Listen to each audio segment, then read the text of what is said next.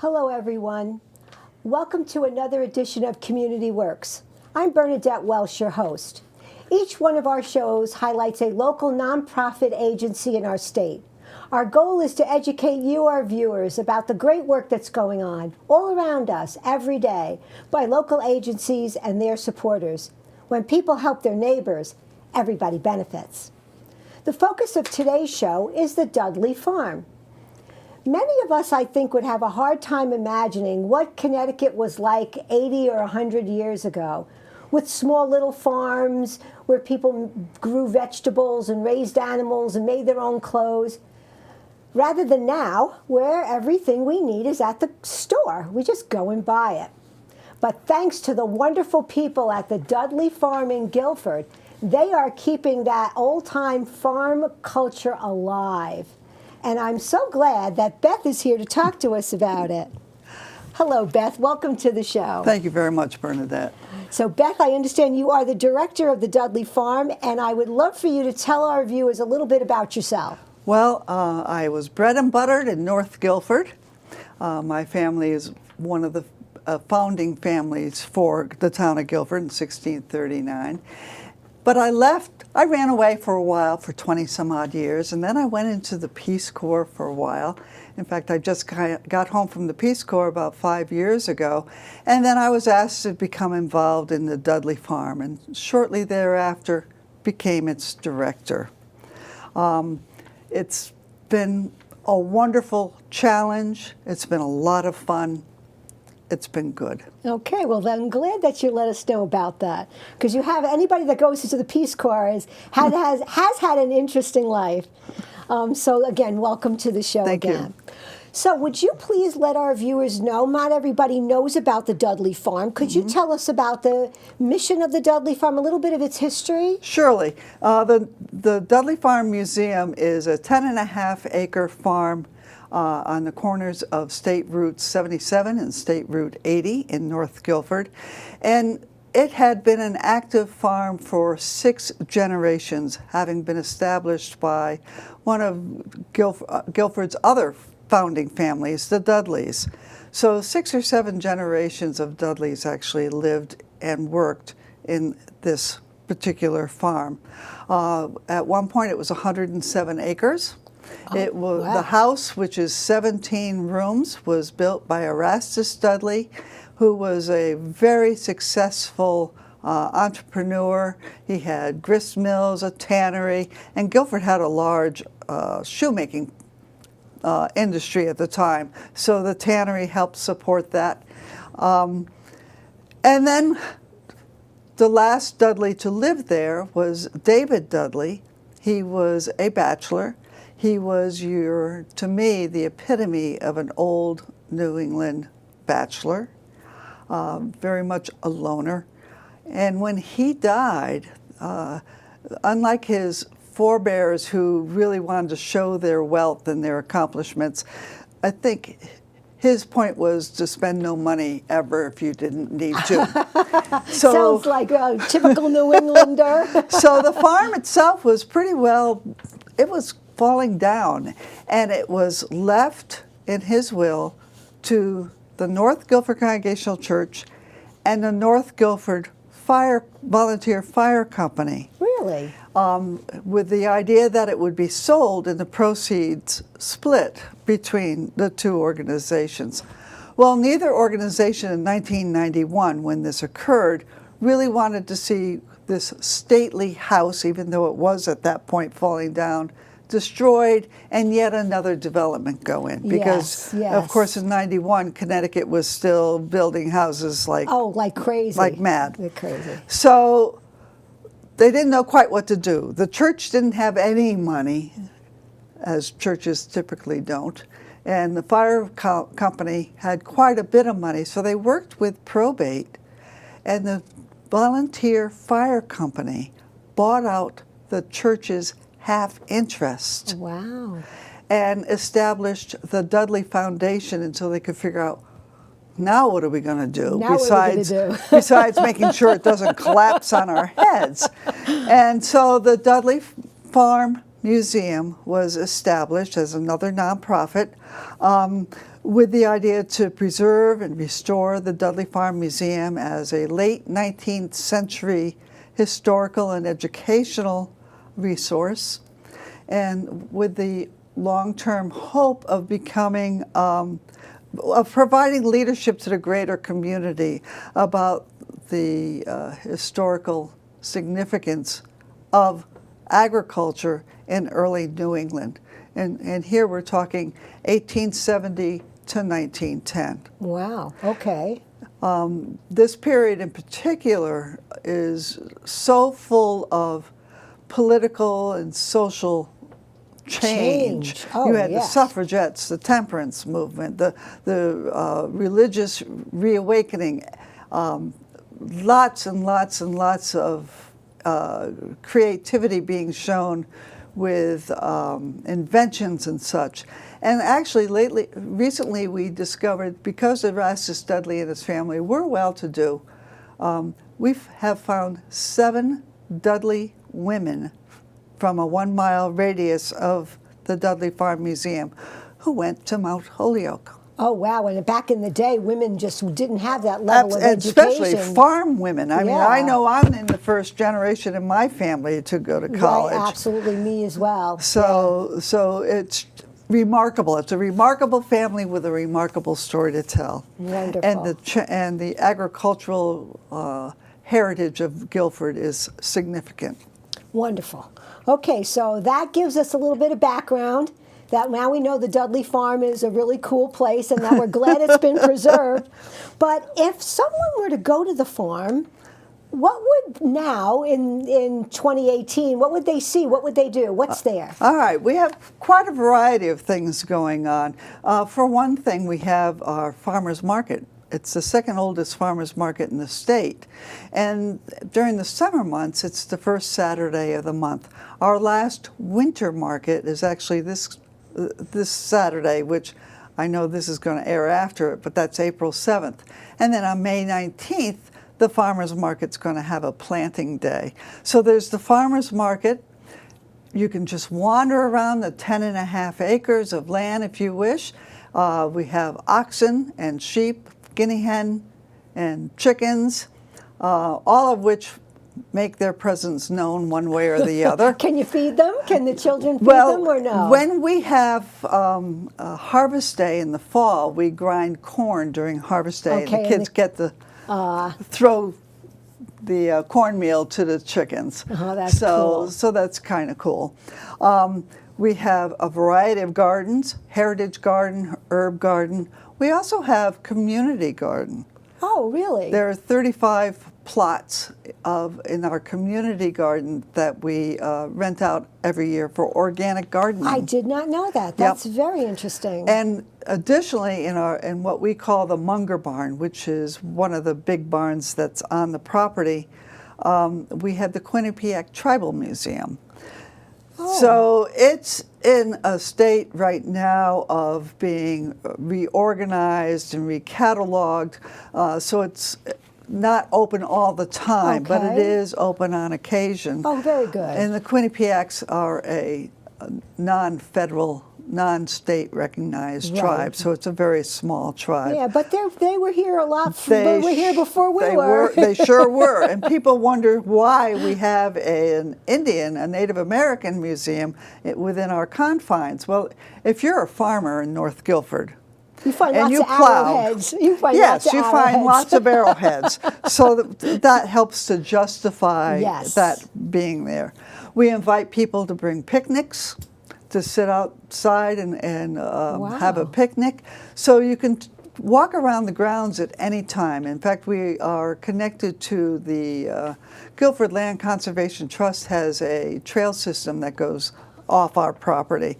So there's plenty to do besides the usual tours of the house and tours of the property and demonstrations. Absolutely.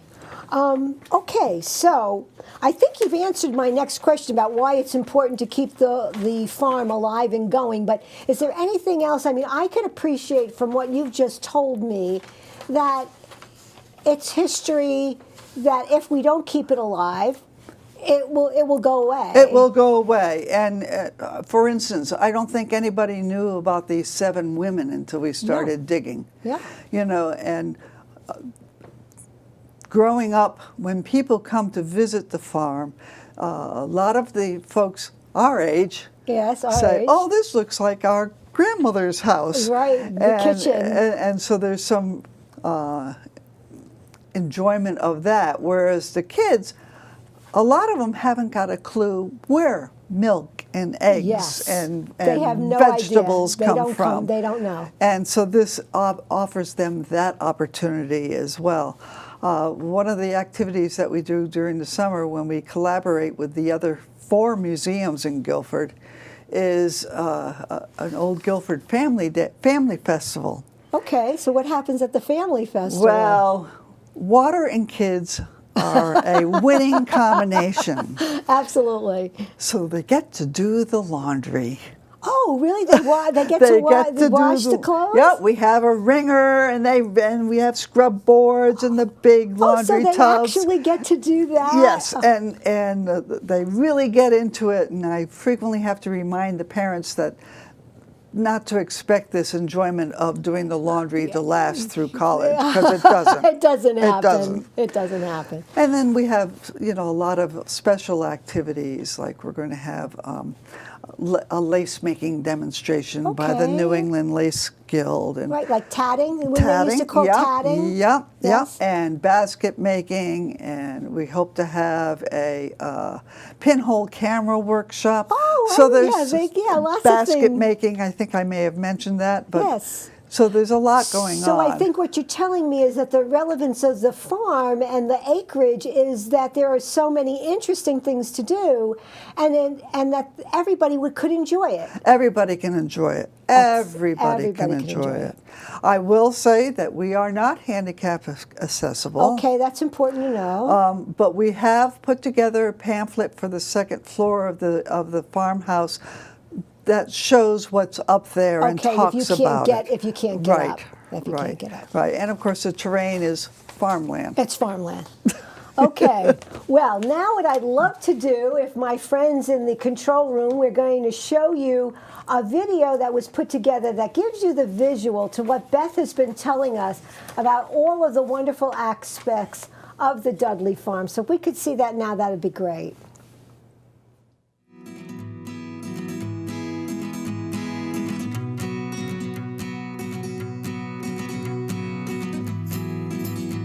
A visit to the Dudley Farm Museum is a step back in time, a rural retreat from the past preserved for the future. Home to the Dudley family for nearly 300 years, the museum is located on 10 picturesque acres in North Guilford, Connecticut. Lamenting the disappearance of farm life in the face of the rapid development of the late 20th century, the North Guilford Volunteer Fire Company, through the Dudley Foundation, established a farm museum to preserve the region's agricultural heritage. The restored farmhouse, barns, and grounds allow visitors to experience farm life as it once was. The Dudley Farm Museum is also home to the Dudley Farm Farmers Market. The Farmers Market is held on the picturesque grounds of the historic Dudley Farm Museum and provides an opportunity to purchase local and organic seasonal produce and handmade crafts, including fruits and vegetables, flowers and plants, eggs, honey, maple syrup, jams, jellies, pickles, naturally raised meats, baked goods, hand-spun yarn, and all sorts of crafts and woodworking. The market runs regularly every Saturday morning from June through October, and winter markets are held the first Saturday of every month. The winter farmers market months are February, March, April, May, and then the regular schedule begins in June.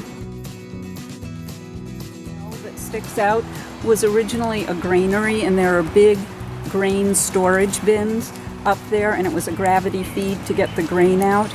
And the foundation underneath here in the stone wall was a part of the project that's already been done and completed. That was done probably 4 or 5 years ago. It was structural and really needed to be done. So some pieces of the restoration we've already started working on. The roof here and the siding was replaced on the little lean-to section here on the big barn. We do use that area for grain storage and equipment storage for the livestock. So that has been restored and maintained with a new roof and things that keep it usable for us at the moment. Our plans do include being able to keep livestock here. There's a big box stall behind the double doors down there at the end.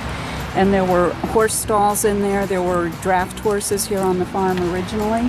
And we do, in severe weather, bring the oxen down and have to put them in there during the winter. So we're looking for a mixed use for the barn, having display space as well as practical use for livestock and hay storage.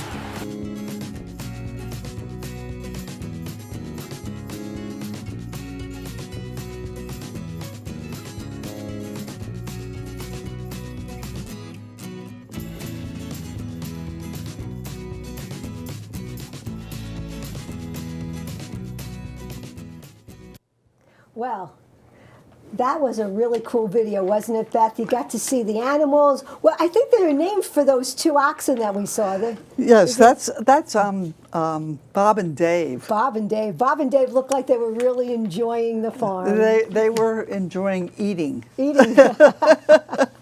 Well, I suppose we could talk a lot more about animals, but I want to get to some of the more practical workings of the Dudley farm and how we're going to help keep the Dudley farm going. But first, could you tell us about the importance of volunteers and interns briefly, what they do? Sure. We would be nowhere if it weren't for volunteers. We are an all-volunteer organization. So everything has been done through those volunteers who help to maintain our website, the Facebook, oversee our collections, oversee our animals. We have one very dedicated volunteer who takes care of our chickens. And the chickens know who he is, and they love him. In the meantime, in the last 4 years, we have been very fortunate to have college students as interns. Okay. And they have helped us to catalog many of our artifacts and to write some of the articles that are in our newsletter, or policies and procedures for how to handle some of the historical artifacts that we have. Well, that's very important, and I'm sure that people listening will say, "Oh, I know somebody that might want to help." Yep. And that's the whole idea about that. So now I'd like to talk about your upcoming events, because part of what we'd like to do is we'd like to get people to come and visit the Dudley farm, and there are some special dates coming up. So Beth, what is happening on May 19th and 20th? May 19th and 20th are actually important dates for us. The 19th is going to be our first summer farmers market of the year, and it's going to include a planting event for children. So thanks to some very generous donations, we have plants and pots for kids to do their own potting of some plants that they can watch grow over the summer. And then the farmers market will be outside, and we will have spring flowers and some early food items. We have a lot of artisans that are involved with our farmers market too. So they'll be there on that weekend? So they'll be there as well. On the 20th, it's our 4th annual Big Barn Brunch, or brunch to support the big barn. And this is a catered event. It includes mimosas and... oh, sign me up. Yep, come and get your ticket. You can call and I'll make sure your tickets are reserved. It usually gets sold out fairly quickly. I would think so. And the Dudley Farm String Band is going to be playing that day. Oh, that'll be a lot of fun. And as I said, there's mimosas, food items that are produced by our vendors at the farmers market will be incorporated into the foodstuffs that we're going to be serving that day. That's from 11 to 2. It's a fun event. Okay, I think it's going to be fabulous, and I hope that this program will get a lot of people to sign up early. Yes. Maybe you'll have to expand it a little bit so that more people can come. We can only seat 82 people, so okay. First come, first serve. That's right, that's right. And then there's another event on June 9th. Is that true, Beth? Yes, on June 9th is the Connecticut Museum Open House Day. And it is statewide. It's very, very popular. Many museums throughout the state offer free or reduced fees on that date and special events. So it's a Saturday. Our farmers market will be open. We're also going to have demonstrations by the New England Lace Guild is going to be doing demonstrations. We'll probably serve snickerdoodles. Who doesn't like snickerdoodles? Exactly, a typical New England, early New England cookie recipe, and a product or beverage called switchel. Oh my goodness, what is switchel? And switchel was a very thirst-quenching drink made, it was also called Haymaker's Punch, not the one that has the alcohol in it, the one without the alcohol. Okay, without the alcohol. Which has maple syrup and apple cider in it. Oh, so okay. it's very Very traditional New New England ingredients Absolutely. in the Gatorade of the 19th century. Tasted a lot better, I bet you, than Gatorade. I hope so. Okay, so now here's another, I hate to cut you off, but this is real important because we want to tell the folks how they can support the Dudley Farm. Mm-hmm. We did talk about volunteering, but I'm sure it takes a lot of money to operate the farm, It and we want does. people to support them. So how can folks, I bet you they can go on the website and support it, but how can people support the Dudley Oh Farm? boy, the Great Give is coming up. Yes. And that's May 1st and 2nd, and we are a part of that great charitable effort that the New Haven Community, or the Community Fund for Greater New Haven Sponsors. So that's one way. We have PayPal on our website, so that can be done. We will never say no to money. I don't know any nonprofit that ever said no to money. It costs about $100 a week, excuse me, just to feed our animals. $100 a week just to feed the animals. Just to feed and care for the animals. And we don't have lots of animals. It's $10 a day to keep the lights on in the museum. Okay. A day. A real down-to-earth example of what Exactly, you need to get. exactly. The archival boxes that we use for our quilts, and we've got 55 quilts in our collection. Wow, I'd like to see that. And each box costs about $35. Okay, to keep it from them from falling apart? Yes. Is that what the yes, boxes they, do? they Yeah. protect it from further deterioration. Okay, Yeah, okay. yeah. So those are ways you can always send money to the museum. We have Yep. memberships. Oh, okay. How much is a membership? A membership for seniors is $25. Oh, that's so reasonable. Yep. A family membership is $35. Oh, very reasonable, Beth. Very, very So, reasonable. and we encourage people to do that because members have the advantage of getting our newsletter. Oh, yeah, I'm going to show the newsletter. Yep. Hey, everybody, I got the newsletter right here. And you know what's nice about this newsletter? It is so full of interesting, fun things about the farm. You get to see about recipes and old language and just a lot of cool things. So I would become a member just to get the newsletter. And then we have excuse me, an electronic email that I send out to about 450 people now. It's called Dudley Farm Doings. Okay, that's nice. And it just yeah. keeps people up to date on what's happening down on the farm. Down on the farm. Oh, that's great.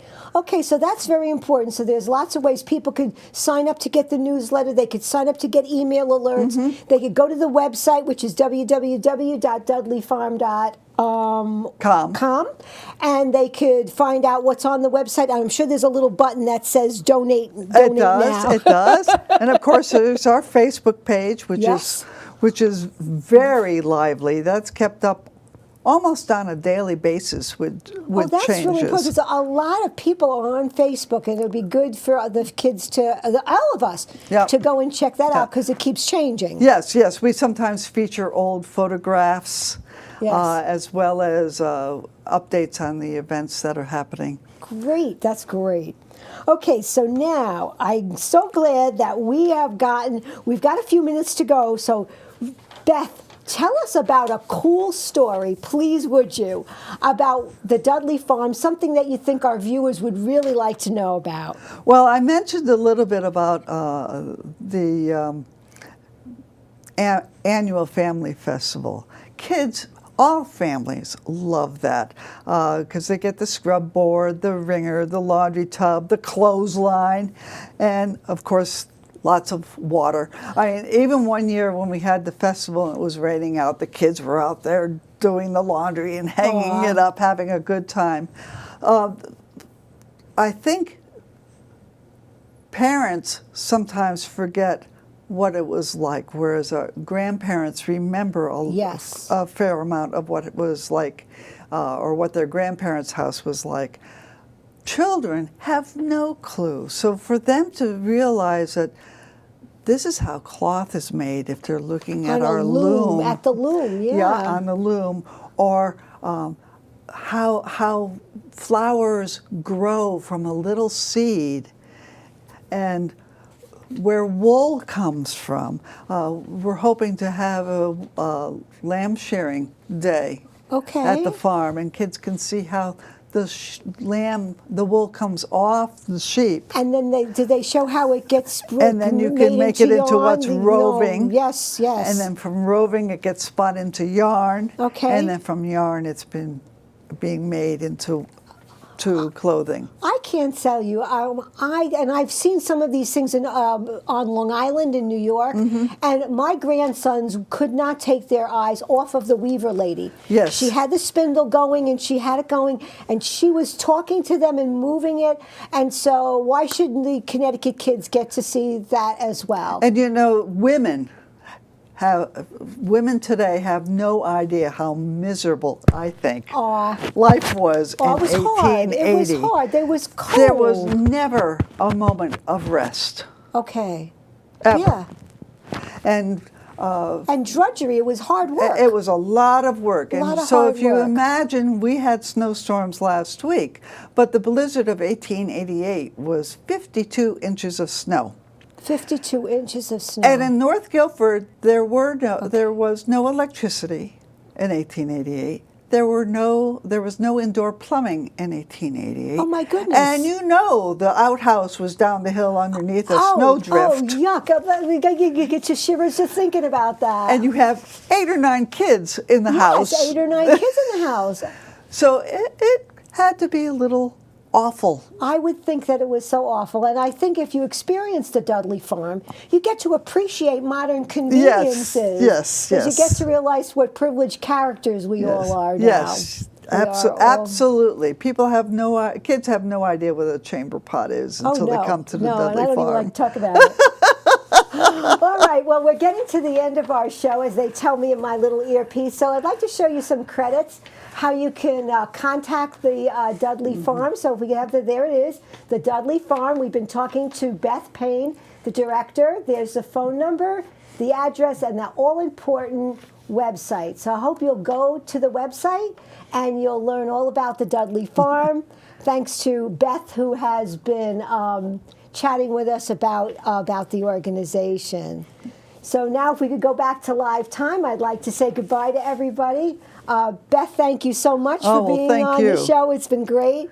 And I just want to say how refreshing it is for us to be talking about a local farm here in Connecticut. There used to be so many more farms, and most of them have gone away. So the Dudley Farm can bring us back to the way it was, intact, with your kind donations and participation. So I hope you'll check out the Dudley Farm. I'm Bernadette Welsh for Community Works. Thank you, Beth, for being on the show. Thank you again. And we hope to see you again real soon.